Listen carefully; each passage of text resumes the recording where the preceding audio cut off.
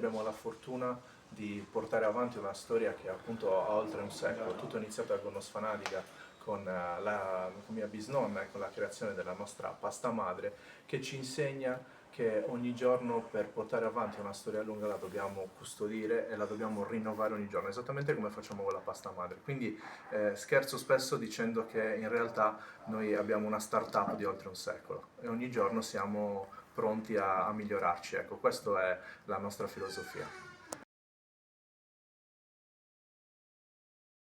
Il Palazzo Doglio accoglie migliaia di persone che vengono da tutto il mondo e amano passare una bella permanenza in Sardegna nel relax, ma anche nella scoperta di quelle che sono le eccellenze del nostro territorio. Quindi per noi è motivo di grande orgoglio e piacere essere qua e lo facciamo anche con l'intento di contribuire, dare il nostro supporto al Palazzo Doglio nel comunicare, nel far vivere delle esperienze autentiche in Sardegna. Quindi per noi è assolutamente motivo, come dicevo, di orgoglio, anche perché il nostro payoff, la nostra meta è quella di offrire alle persone una ragione in più per stare in Sardegna.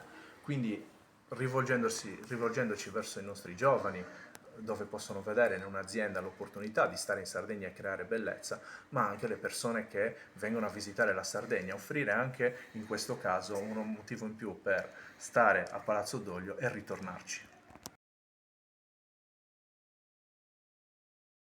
Le tecnologie ci aiutano a rendere l'azienda più performante, più innovativa, più anche attrattiva e contemporanea. La fortuna è quella che manteniamo sempre le mani in pasta e oggi con un po' il rumore delle tecnologie, dei social, quindi si è un po' persa in certi casi anche il contatto con le cose autentiche. E quindi per noi questa è una grande opportunità, è per questo che per noi offrire l'opportunità di una Cocoi Experience è una ragione in più per stare in Sardegna, perché mettere le mani in pasta, scoprire il pane, sentirlo attraverso i propri sensi, sicuramente oggi dà ancora più valore.